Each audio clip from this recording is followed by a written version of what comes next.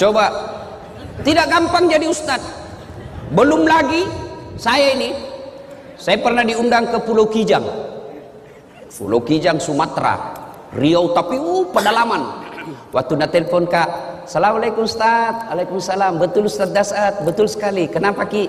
Kami ini orang Bugis yang ada di tanah Sumatera, Pulau Kijang. Oh, ringkas kisah, merenung ki kasih Ustaz loma ceramah ke Kampota.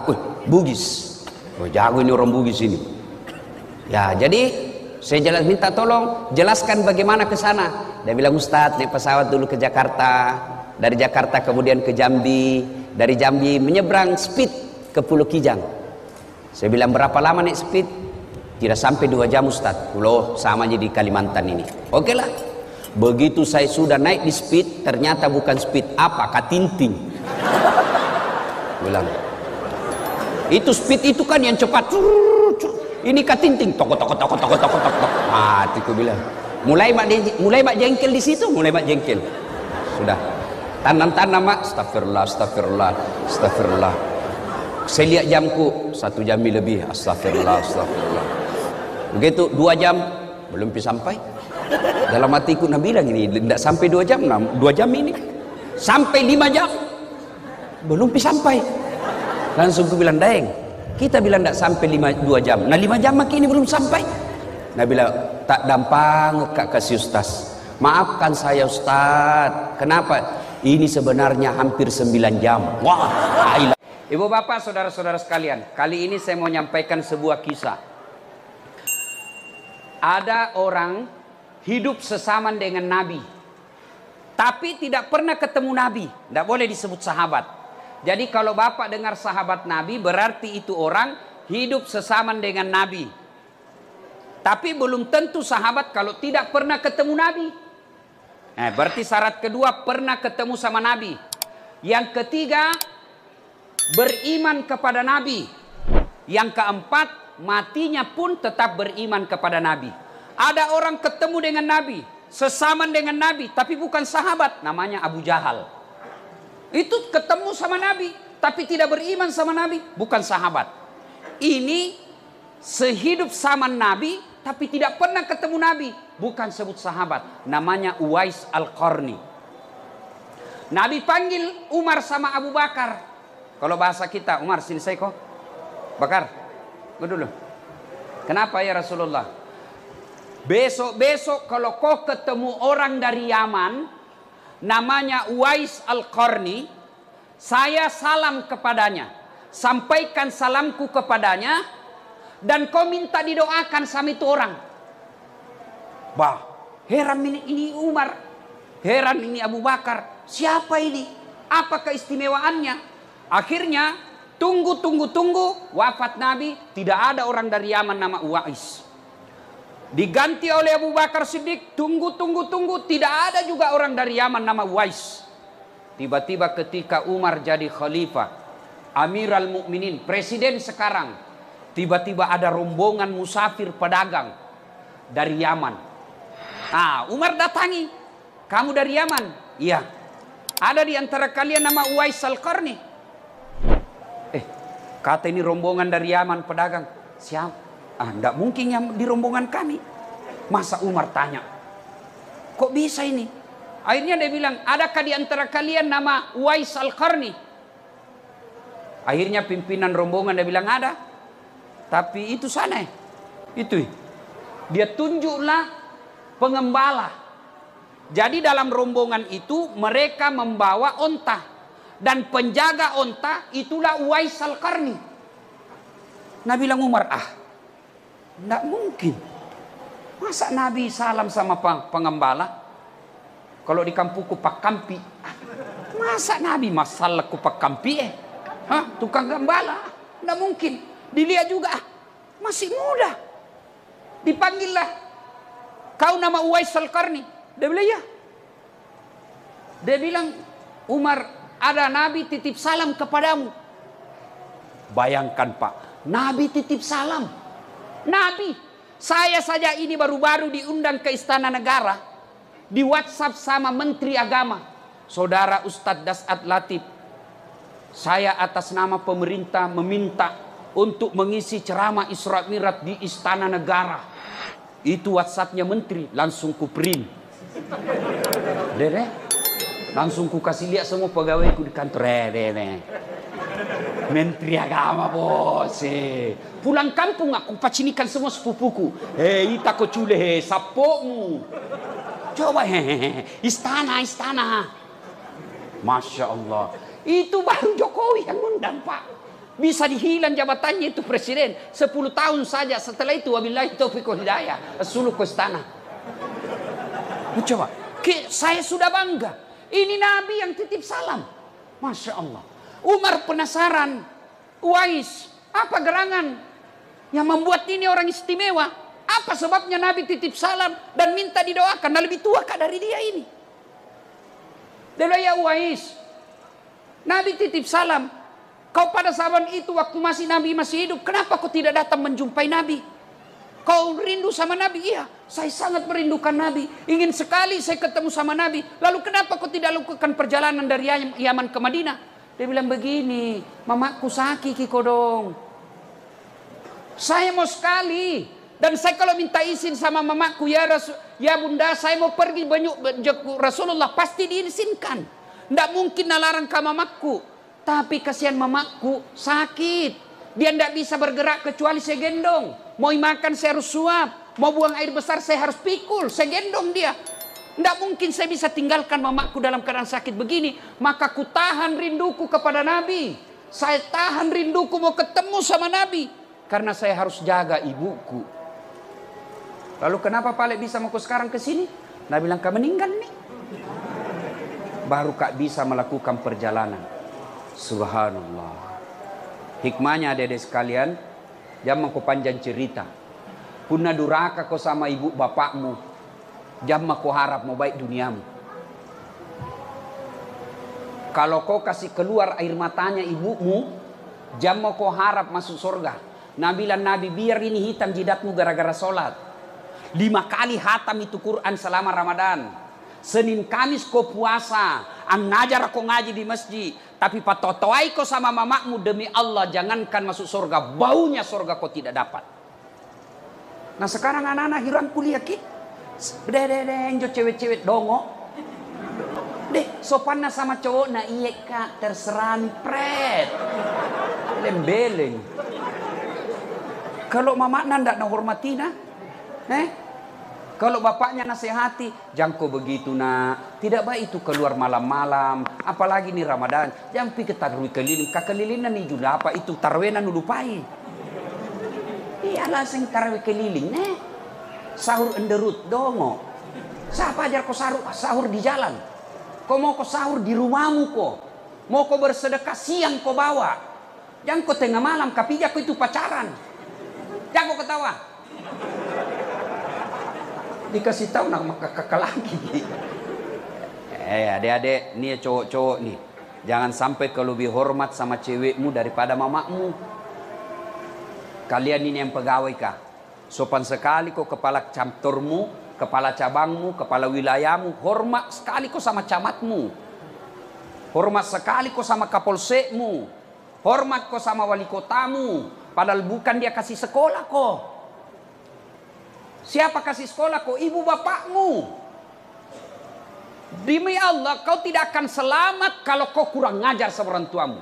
Kecil buat Allah kasih kau rumah. Kecil buat Allah kasih kau mobil sesuai impianmu. Kecil. Allah cuma minta baik kau sama orang tuamu. Saya kasih kau apa yang kau mau. Apa susahnya Allah kasih lunas hutangmu? Apa susahnya Allah kasih kau rumah? Apa susahnya Allah kasih kau anak kalau kau mau? Allah cuma minta birrul walidain. Berbuat baik kau sama ibu bapakmu. Kecil itu dunia kalau kau mau. Saya kasih kau. Tapi kadang kita lebih hormat sama manusia. Lebih sopan sama manusia. Daripada ibu bapak. Terutama juga ini ibu-ibu nih.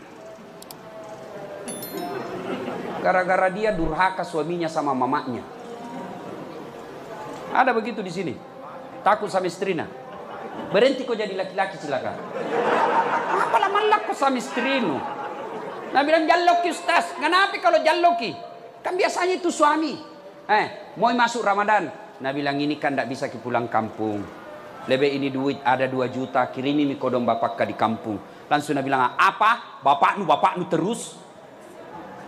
Kalau ada istri tak begitu, Pak, saya ajar ya. Serius kak ini. Jangan ki cerai jandai kau dong. Ini apa? Tambahin jari 2. Bilang, kurang ngajar kau sama bapakku, ku tambah kau. Kau kira saya takut saya tambahi kau? 3 lagi saya mau. Saya tahu begitu. Nah bilang, nak kasih pecah piring Ustaz, kasih pecah semua. Piring boleh dibeli. Nak kasih pecah semua televisi biar supaya berhenti nonton sinetron. Nak kasih pecah semua. Kenapa? Piring televisi boleh dibeli lagi. Harga diri sebagai suami tidak boleh diinjak-injak istri. Takbir. Kayak ngasih jumala. Bu, dengarkan dulu Bu. Ayo Bu. Pernah kirasakan hamil? Enak enggak? Enak? Enggak ada susahnya. Duduk saja setengah mati toh. Kudu. Sulut nih. Jangan kau ketawa anak muda urusan orang tua ini. Ibu, pernah rasakan melahirkan? Pernah? Enak enggak? Mana ada ibu-ibu melahirkan senyum? Enggak mentah-mentah dia kayak suluk kona. Pernah ibu rasakan bagaimana susahnya menyusui? Ibu, apalagi ketika tumbuh gigina.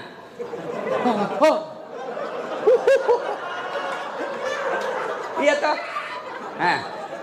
Tapi nu tinju. Tidak. Lepas kona. Coba. Ibu, susah toh? Siapa yang menghamilkan suamimu? Siapa? Ibunya. Siapa yang lahirkan? Ibunya. Siapa yang menyusuinya? Siapa yang ngajari jalan? Siapa yang ngajari bicara? Siapa kasih sekolah? Sekarang siapa yang terima gajinya suaminu? Woi. Siapa? Istrinya. Makanya jangan kau patotoai sama suami. Mana ada gaji suami diambil sama mamanya? Istrinya dia kasih. Siapa yang dicicilkan rumah? Bukan ibu bapaknya, istrinya. Maka jangan pernah berkata, pilih kau mamamu atau saya istrimu. Kalau saya bilang begitu, pasti kupilih mamaku. Istri, ada namanya bekas istri. Si mau kok. Bapak-bapak juga jangan kurang ngajar sama istri. Siapa yang hamilkan istri? Ibu nah. Siapa yang menyusui? Jangan kau bilang kau. Ibunya. Siapa yang lahirkan? Ibunya. Siapa yang ikuti sekarang? Siapa? Suaminya toh. Maka jangan sakiti suami istri. Jangan kau berkata pilih kau mamamu atau saya suamimu. Tidak mungkin itu. Maka yang baik saling menghormati. Ada rezeki dari suami, kasih. Mertua datang, bapaknya istri tak datang, kita sebagai suami kasih. Mama tak datang, kasih istri duit, ini kasih mamaku. Jangan malah disembunyi-sembunyi. Ini mak cepaknya, nanti naliaki lagi istriku jaloki. Nah, adik-adik sekalian, percaya adik-adik, kalau kau mau sukses, tidak harus sekolah ke luar negeri. Lihat itu alumni luar negeri, banyak tonji dari pengangguran. Tidak harus sekolah kuliah tinggi-tinggi, doktor dan lain sebagainya, tidak. Cuma ini MC tadi salah sebui. Saya bukan doktor honoris causa, saya doktor asli. Kalau honoris causa itu dihadiahi namanya, tidak sekolah. Kalau saya sekolah, itu tulisannya DR dalam kurung HC. Kalau saya tidak, doktor aslina ku sekolahi. Bukan kali-kali 2 poin doktorku bos, bukan kali-kali ini. Nah, adik-adik sekalian bisa seperti itu. Kenapa? Rumusnya birrul walidain, berbuat baik kau sama orang tuamu. Demi Allah, saya pernah jadi cleaning service di Mapanyuki. 4 toilet saya harus bersihkan tiap hari. Kalau ceramah semua itu penceramah hebat-hebat kah? Kulihat hebatnya jadi ustaz sini. Saya bilang sama koordinator kebersihan, jangan aku gaji kak. Kalau ada undian namaku, undian umroh, kasih masuk namaku. Mudah-mudahan bisa ke umroh gratis. Sampai itu tunjuk kantor kak, tidak dapat kak. Coba. Saya pernah rasakan dihina. dimaki di PIS 3 Unhas Sospol, lantai 2 ruangan 207 tempatku kuliah. Keluar ke kuliah nak tunjuki ke seniorku. Dasat, ndak malu kau itu bajumu semua cakar. Tahu dicakar toh? Join di 20 sampai sekarang masih langganan nggak? Dasat, ada buka baru. Saya pernah rasakan itu, dihina seperti itu. Jalan kaki bos, dari Jalan Harimau, depannya Masjid Baitul Aman. Itu ada lorong 77A, depan Masjid Baitul Aman. Ada di situ masuk lorong. Di situ saya tinggal 11 tahun. Jalan kaki kadang-kala dari Jalan Harimau ke Jalan Cakalang waktu ku SMA. Coko-coko. Jalan masuk jalan apa itu? Pasar Cidu. Jalan kaki waktu saya SMA. Pergi ke rumahnya sepupu. Nah bilang dia apa? Datang itu cari uang PT-PT. Tapi saya tidak pernah sakit hati. Saya cuma bilang, tidak mungkin begini terus hidupku. Kalau baik sama orang tuaku, baik solatku. 2 saja saya pegang. Tidak pernah saya lepas solat saya. Tidak pernah saya hina dan sakiti orang tua saya. Alhamdulillah sekarang bos. Jo yang pernah hina kak, nah bilang ke baju cakar. Tahun ke-9 ini tahun saya kasih zakat. Itu dulu saya kerja cleaning service supaya bisa dapat undian umroh. Sekarang saya punya travel sendiri. Kapan saja saya bisa umroh dan haji. Dengan izin Allah. Kalau saya dulu jalan kaki, alhamdulillah ada Tommy mobilku. Tidak banyak yang punya seperti itu di Makassar. Apa? Dengan izin Allah. Kau anak muda bicara kau soal popularitas. Nukala followerku. Apa? Nukalai. Tena bos. Apa? Bicara soal pekerjaan, ada kerjaku. Saya dosen. Tidak perlu saya pergi cari muka sama manusia. Tidak perlu saya menjilat-jilat sama pejabat. Iya puang. Mana caranya? Muliakan orang tuamu. Birrul walidain. Berbuat baik kau sama orang tuamu.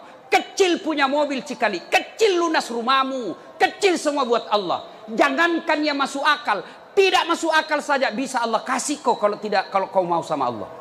Cuma kan kadang-kala kita muliakan orang lain, ibu bapak tidak kita hormati. Gimana ceritanya? Dia lahirkan kita, dia sekolahkan kita, dia jualkan ki rumah untuk dia. Nah kasih nikah ki, ambilkan ki kodong kredit supaya bisa ki menikah. Lalu kau tidak hormati ibu bapakmu, pantas kau tidak bisa hidup bahagia. Rumahmu mewah, mobilmu megah, tapi tidak kau temukan kebahagiaan dalam hati ketika kau durhaka sama orang tuamu. Maka adik-adikku sekalian, yang masih hidup orang tuanya, jangan kau cerita jauh-jauh. Biar kau sama orang tuamu. Orang tuaku pabotor Ustaz, orang tuaku pasalingku, orang tuaku pangedar. Tidak ada urusan, urusanmu muliakan orang tuamu.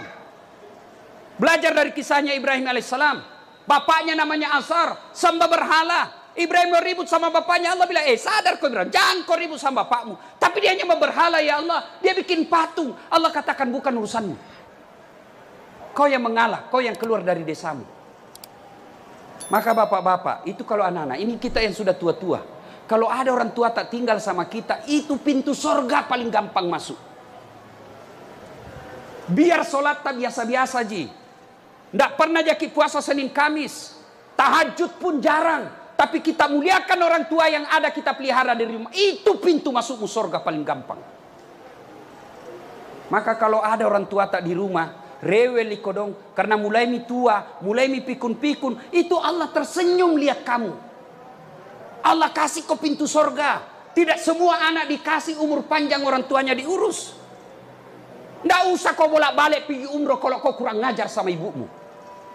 Mau sekali saya umroh Ustaz, mau sekali saya haji, tapi tidak ada uangku, tapi ada orang tuaku di rumah. Itu orang tuamu kau urus. Allah kasih kau itu semua yang kau mau. Tapi ketika orang tua kau teteskan air matanya, dia menangis dalam kamar karena istrimu marah-marah sama dia, demi Allah kau tidak akan dapat pintu surga. Maka saudaraku, kita simpulkan pembicaraan. Baik-baik sama orang tua kamu.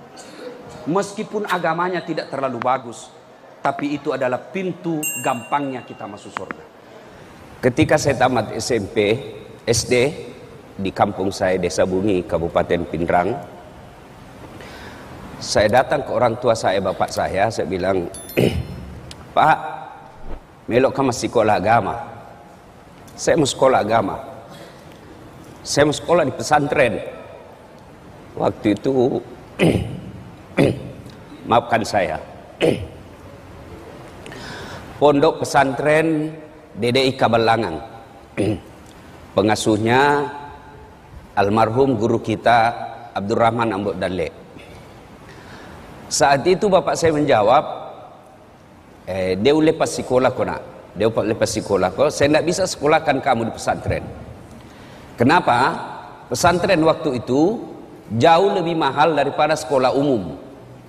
Di pesantren kita harus bayar biaya kos, biaya makan dan lain sebagainya. Sementara sekolah umum hanya membayar SPP dan OSIS. Waktu itu saya pengurus remaja masjid, masih saya SD. Lalu saya ngadulah saya dalam tahajud. Saya alhamdulillah masih SD saya sudah kenalan itu salat tahajud. Ya.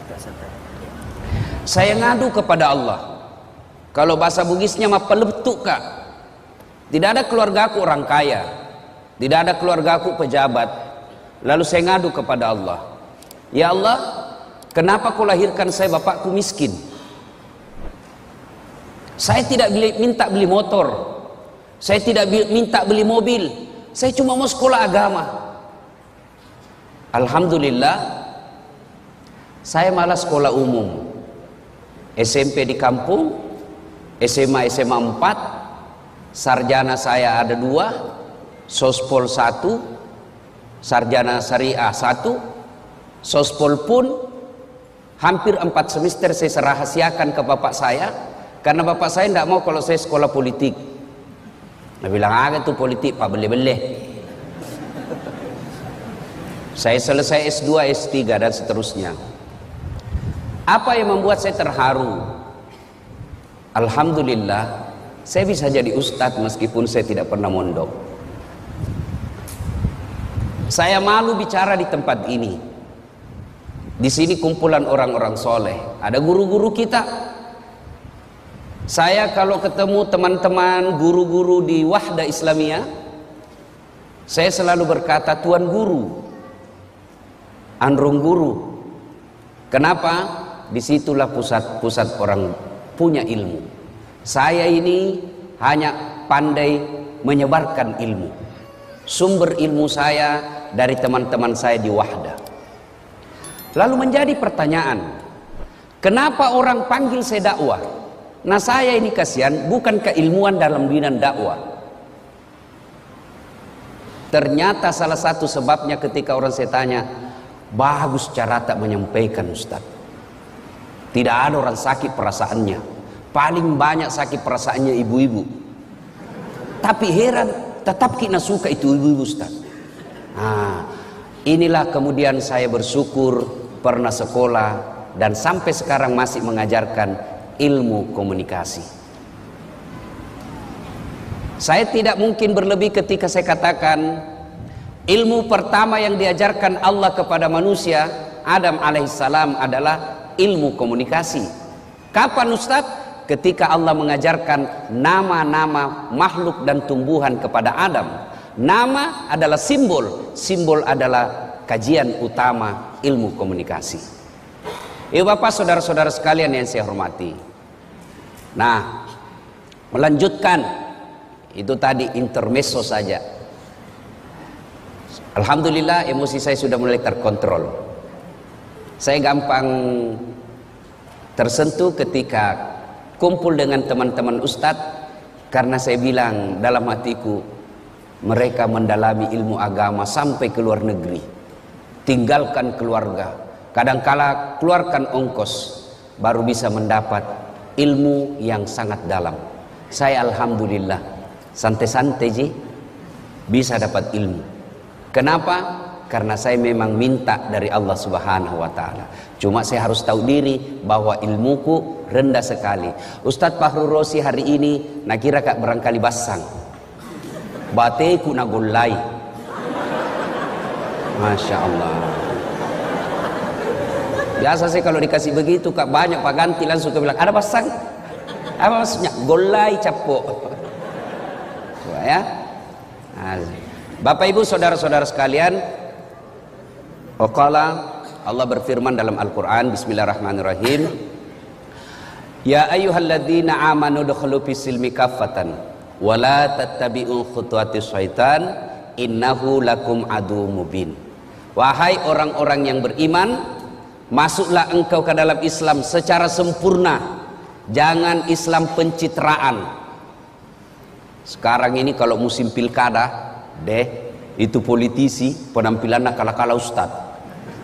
Rapat songkoknya, pakai serban, pakai gamis, nah bungkus dirinya serban putih, baru pegang tasbih besar, foto pasang baleho 4x6, kala-kala penampilan Ustadz Dasat. Begitu disuruh imam sholat maghrib, nah bilang, Ustadz, paruh suaraku. Jangan Islam seperti itu, pencitraan. Dan masuklah ke dalam Islam secara benar, dan janganlah engkau ikuti langkah-langkah setan, karena sesungguhnya setan itu musuh yang nyata bagi kalian. Nah, kira-kira kalau pengajian begini, Bu, ada enggak setan di tengah-tengah kita? Kira-kira ada setan, Ibu? Ada. Bukan popo, bukan parakang, bukan uka-uka, tapi apa setan yang ada di tengah-tengah kita? Bentuknya handphone. Apa? Orang sudah ceramah masih menggesek. Katanya mau dengar pengajian, mak download ji. Simpan dulu HP. Serius kah ini? Serius, simpan dulu. Simpan dulu. Bagaimana kita mau dengar ceramah kalau kita fokus di HP? Ada juga pura-pura foto itu. Padahal dalam hatinya dia HP baru. Ada yang lebih parah. Udah foto kak dulu, baru nak share di grup Tablik Akbar bersama Ustadz Dasat. Tapi itu ji bajunya nak pakai waktu di TV One. Itu ada juga begitu. Nah, ibu bapak, saudara-saudara sekalian, pada Tablik Akbar kali ini tema yang saya ingin sampaikan fokus pada cinta. Adik-adik, ini yang banyak kecuping-kecuping.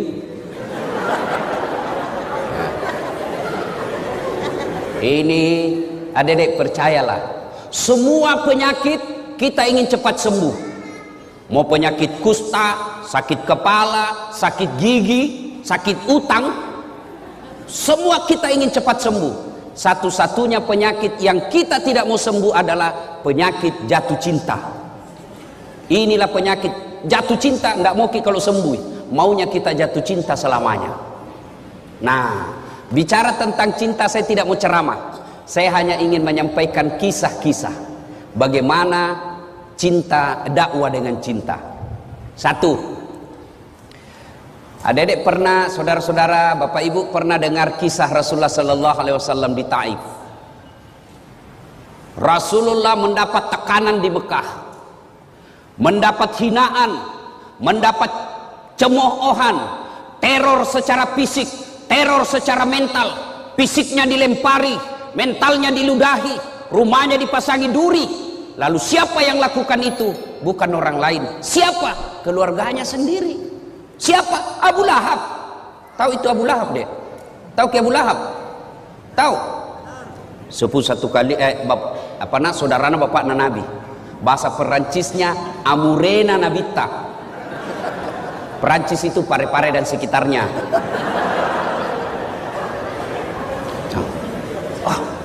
Kalau orang lain yang teror kita, bos, bisa dilawan.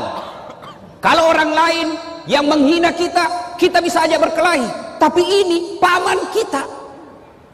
Kita berharap ketika kita yatim piatu, kita berharap ketika tidak ada lagi orang yang mampu menolong kita, ada paman, ada saudaranya bapak kita yang tokoh masyarakat di kampung itu. Tentu harapan kita, mudah-mudahan kodong ini pamanku bisa tolong kak. Tapi apa yang terjadi? Justru pamannya Nabi dan istrinya yang teror Nabi.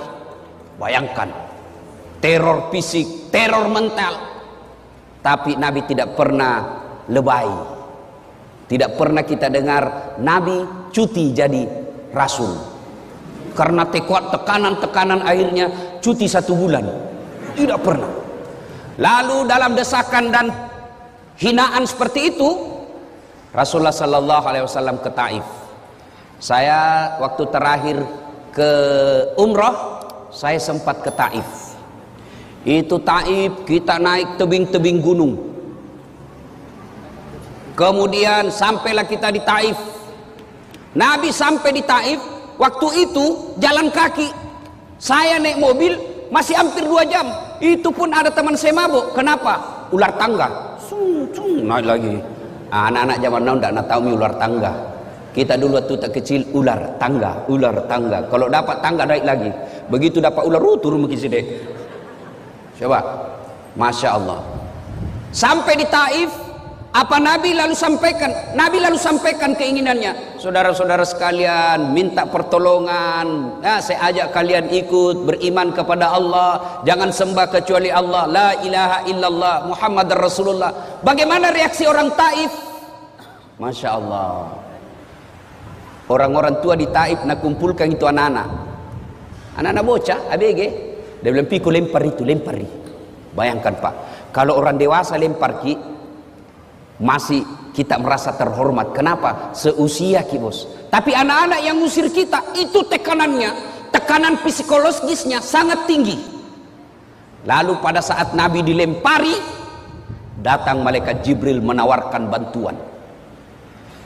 Dia bilang, Jibril, kalau bahasa kita, Mas bro, Muhammad, tak lewat-lewat itu. Saya diperintah Allah, berdoa kau saja, Allah angkat. Saya diperintah Allah, saya lempar ini satu kampung, saya hancurkan mereka. Kira-kira kita dek, ada ini borong ki, nabuli ki satu kelas. Tiba-tiba datang ke polsek, bagaimana? Apa jawaban tak kira-kira? Kalau saya satu kampung lempari kak, tiba-tiba datang Densus, bagaimana Ustaz? Tangkap, tembak semua. Tapi apa jawaban Nabi?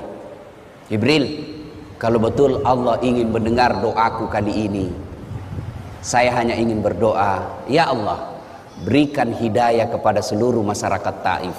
Jangan hancurkan mereka. Mereka lakukan itu karena dia tidak tahu saya. Mereka lakukan itu karena mereka tidak paham apa yang ingin saya bawakan kepada mereka. Saya hanya minta, ya Allah, berikan hidayah kepada mereka. Masya Allah. Coba bibedek. Inilah yang disebut dakwah dengan cinta. Kisah kedua, bicara soal cinta. Ibu bapak saudara-saudara sekalian, cinta, dakwah dengan cinta, dan cinta tidak akan muncul tanpa ada kesabaran. Coba, kita kira gampang jadi ustadz. Wah, banyak itu cobaannya bos. Bayangkan kalau kita diundang sampai ki di sana, kita berharap nak kasih makan ki dulu, baru ki tiba dari Balikpapan. Apa kek sedikit mau? Tuh, jantung makin langsung buka ini Ustaz.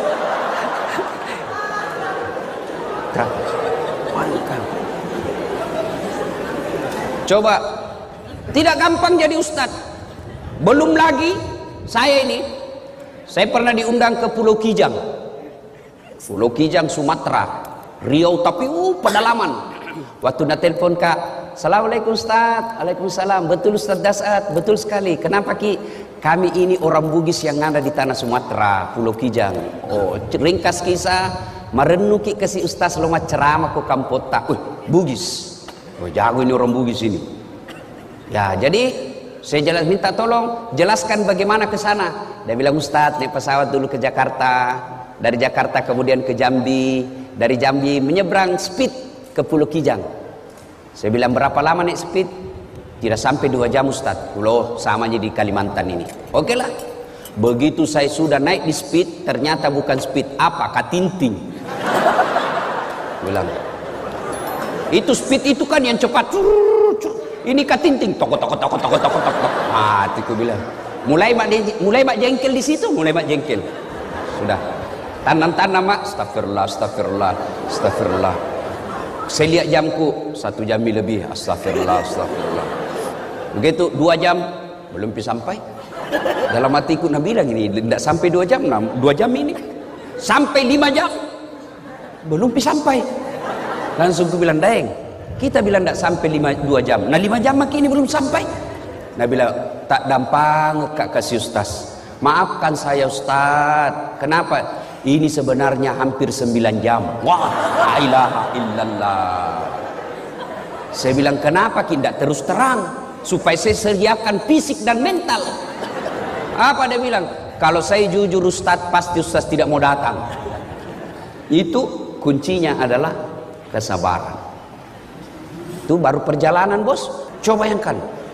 Itu kisah-kisah perjalanan dakwah. Apalagi belum lagi yang nakasih kotak kosong, kwitansi kosong.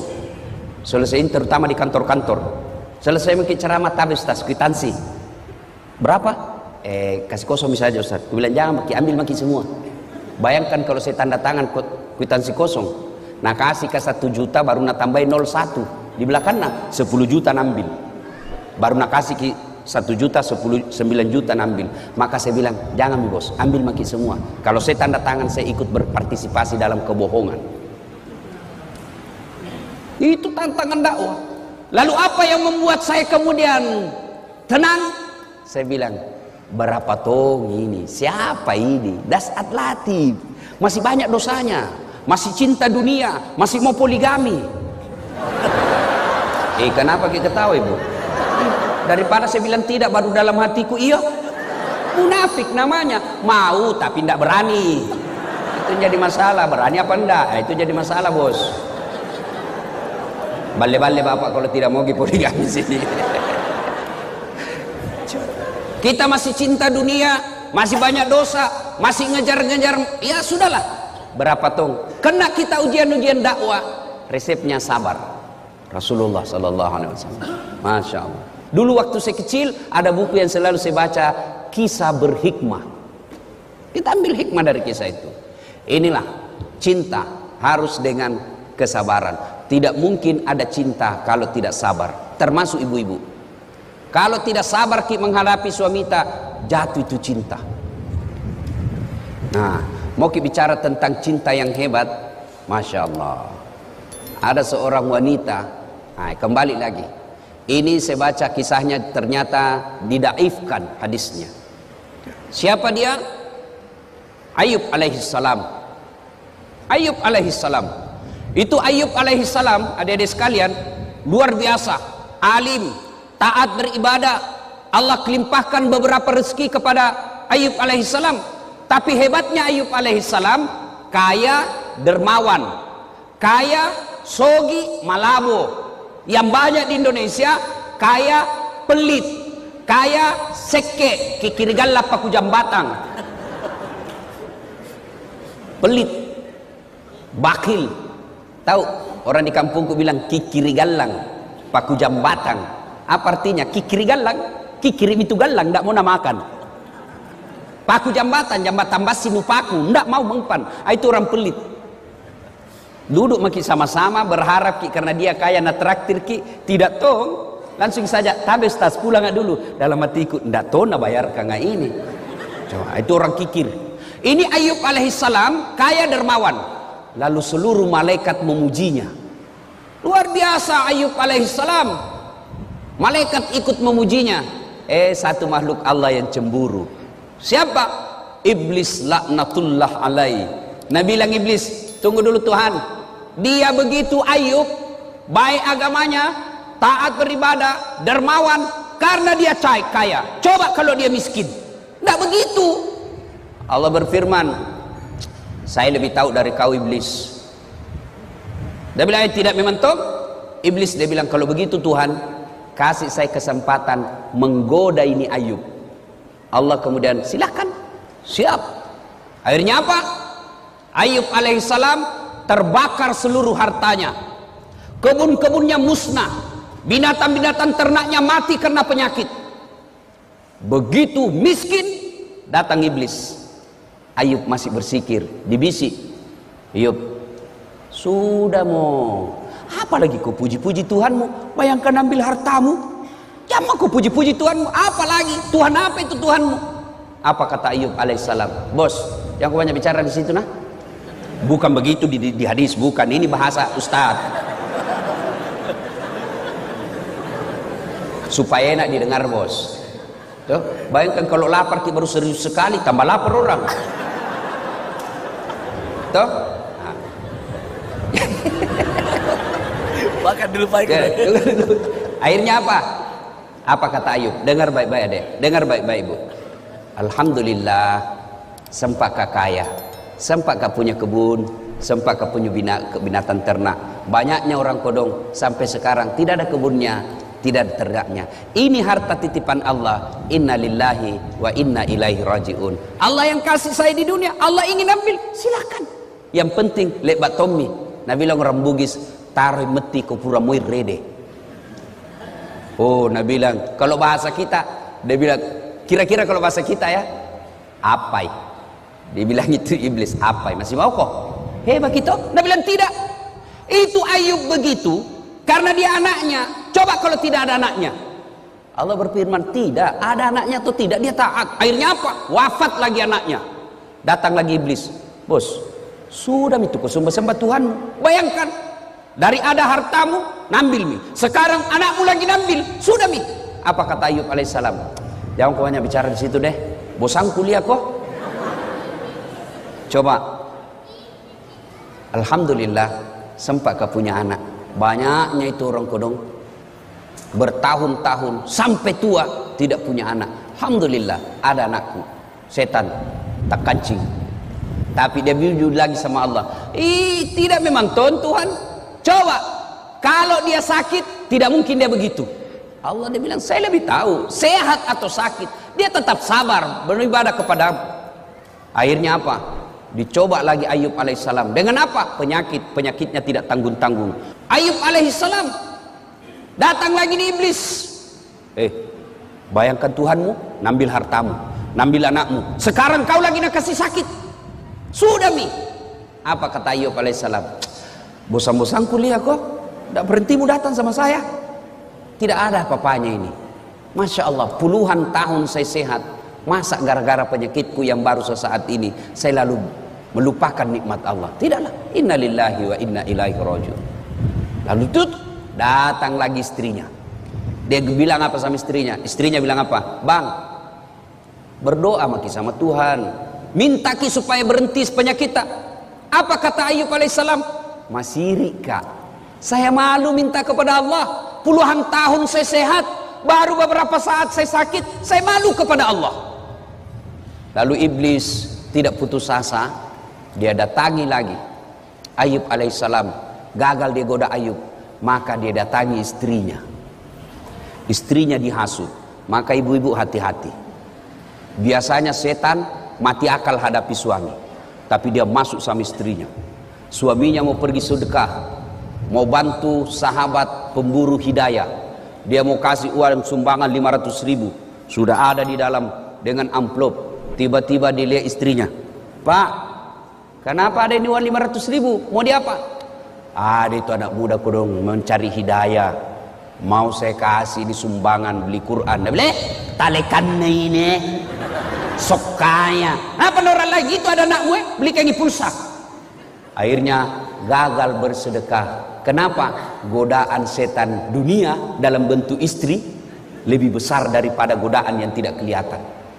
Itu Nabi bilang orang di kampungku setan mak bulu-bulu. Susah diusir. Kalau setan yang tidak kelihatan baca basmalah lari. Kalau istri tak dibacakan Yasin, Nabi bilang, kok kira kau mati? Coba. Sampai-sampai ada bapak-bapak ditanya sama istrinya, ada warna kau suruh simpan di bawah di bawah tempat tidur. Didapat sama istrinya. Nah bila istrinya, Pak, uang apa ini? 1,5 juta. Uang sial. Maksudnya apa? Baten aku sembunyi udah apa Ji? Ada ibu-ibu begitu sini. Bapak saudara-saudara sekalian, Ayub alaihissalam kemudian setan ternyata berhasil menggoda istrinya. Apa? Istrinya berkata, Bang, tak dampang kasih, maafkan saya. Apa boleh buat? Saya tinggalkan ki. Dia bilang Ayub alaihissalam, ya sudah limpah. Kalau engkau tinggalkan silakan. Tapi pulang kau nanti suatu saat saya pukul kau 100 kali, saya cambuk. Insya Allah. Tidak sampai di situ godaan setan. Apalagi penduduk satu kampung dihasut. Dia datangi penduduk tokoh-tokoh masyarakat. Dia bilang, usir Ki Ayub. Usir dari kampung. Kenapa? Nah, tulari kau nanti itu penyakitnya. Dia akan membawa satu kampung ini penyakit, semua kena penyakit. Usir Ayub. Datang kepala kampungnya. Ayub, maafkan kami. Kami cinta kepadamu Ayub. Tapi mohon maaf, kami takut ketularan penyakitmu. Akhirnya apa? Ayub alaihissalam diusir dari kampungnya. Dalam keadaan sakit, dalam keadaan miskin, ditinggalkan oleh istrinya. Ayub alaihissalam pergi ke padang pasir, lalu bikin tenda-tenda. Disitulah kemudian Allah mengabulkan doanya Nabi Ayub alaihissalam. Lalu Allah perintahkan kepada Jibril alaihissalam, hentakkan kakinya Ayub. Dia hentakkan pasir, lalu keluar air, lalu ditutuplah air itu dengan pakaiannya Ayub. Lalu pakaian itu yang penuh air digosokkan ke seluruh tubuhnya, sembuh Ayub alaihissalam. Ini kekuatan kesabaran. Kalau ini dimiliki dalam dakwah, aman. Kita kira itu pergi menceramah semua orang senang. Tidak. Ada juga iblis. Iblisnya dalam bentuk apa? Penguasa yang sombong. Iblisnya dalam bentuk apa? Orang kaya yang takabur. Penguasa dalam bentuk apa? Godaan-godaan dunia. Maka solusinya adalah kesabaran. Dan kesabaran itu akan melahirkan cinta. Tanpa kesabaran tidak mungkin ada rasa cinta. Nah, aplikasinya sekarang. Aplikasinya. Ayo, kalau kita cinta dalam dakwah, jangan menyalahkan dan menakut-nakuti orang. Saya tidak tahu Ustadz ini kisah sahih atau tidak, tapi saya selalu bilang, saya ambil hikmahnya saja. Suatu ketika datanglah pemuda menghadap kepada Nabi Muhammad SAW. Ya Rasulullah, saya ini tukang judi, saya ini tukang mabuk, saya pezina, apa saya boleh masuk Islam? Dia bilang, Nabi, boleh Ji, alhamdulillah. Tapi saya tukang judi, saya pemabuk, saya pezina. Dia bilang, Nabi, tidak apa-apa Ji. Satu, mau kau janji sama saya? Apa ya Rasul? Kau janji sama saya tidak pernah bohong, alias jujur kau. Dalam hatinya deh, gampang aja. Dia sudah bilang, kenapa ini Muhammad? Dia takut saya Ji. Tidak jujur, padahal saya sudah jujur, nyata-nyata saya sudah bilang saya pezina, saya sudah jujur nyata-nyata saya perampok, saya sudah jujur nyata-nyata saya tukang judi, saya pemabuk, masih dia kira saya tidak jujur. Baik ya Rasul, saya jujur. Oke, syahadat. Syahadatlah anak muda ini. Setelah itu waktu demi waktu berjalan, timbul kebiasaannya lagi. Dia mau berzina, dia cewek cantik mau berzina, tiba-tiba dalam hatinya, saya sudah Islam. Nanti kalau saya ketemu Nabi, apa ku bilang dik? Kau sudah Islam? Iya. Kau berzina? Kalau saya bilang berzina, tidak enakku, Islam baru berzina. Kalau saya bilang tidak, berarti bohong kak. Akhirnya apa? Batal berzina. Selang lagi beberapa saat, mau berjudi lagi. Saya sudah Islam. Saya ditanya Nabi masih judi kak? Tidak enak. Kalau saya bilang tidak, bagaimana? Berarti saya bohong. Akhirnya apa? Batal lagi judi. Mau mabuk, begitu lagi. Seterusnya dan seterusnya dan seterusnya. Lalu dia datang kepada Nabi. Ya Muhammad, luar biasa. Luar biasa kau ya Muhammad. Betul satu yang ku minta, tapi itu intinya. Coba kalau Nabi langsung katakan tidak boleh, pezina tidak boleh masuk Islam, maka dia tidak masuk Islam pada saat itu. Tidak. Lalu kita belajar lagi Al-Quran. Coba lihat Al-Quran.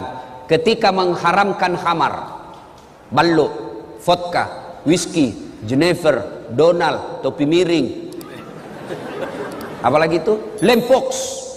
Sekarang lempox itu yang bahaya dan murah. Sekarang ada di Makassar, ada tong komunitasnya. Apa? Komunitas pemuda bernapas dalam kaleng. Hancur juga ya anak muda ini. Lempox nah campur lem tikus. Apa nak bilang cemen lumen. Masa baru satu botol teler mako itu teman tak tahu aja gona sampai masuk di got. Anak muda sekarang malu dibilang kampungan. Saya dulu waktu sekolah, kalau anak-anak sudah bilang, udah saat sini kau. Jangan deh, saya jauh-jauh dari kampungmu ke sekolah baik-baik. Nah bilang kampungan deh. Aku bilang biar nih bos, daripada kau tidak ada kampungmu. Nah, coba kita lihat pelajari itu ayat tentang khamar. Ketika Allah haramkan khamar, kan tidak langsung. Pada saat itu orang-orang Arab kafir jahiliyah waktu itu bukan cuma dia minum itu khamar, dia mandi. Dia mandi itu khamar. Begitu hobinya dengan khamar. Turun ayat. Ayat pertama tentang khamar. Apa? Disentuh dulu akalnya. Khamar itu ada manfaatnya, juga ada buruknya. Tapi ketahuilah keburukannya jauh lebih besar daripada kebaikannya. Ini peringatan bagi orang-orang yang berpikir. Mulai berpikir, oh ya tahu ada baiknya, tapi lebih banyak jahat keburukannya. Akhirnya mulai jalan pikirannya. Lama turun ayat kedua. La taqrabus salata wa antum suqara. Jangan kau dekati khamar ketika kau dalam keadaan mabuk. Artinya apa? Yang tadinya orang Islam sudah masuk Islam, yang tadinya orang kafir masuk Islam, 5 kali sehari semalam sholat, artinya 5 kali tidak boleh mabuk. Maknanya dalam sehari makin jauh dia dari khamar.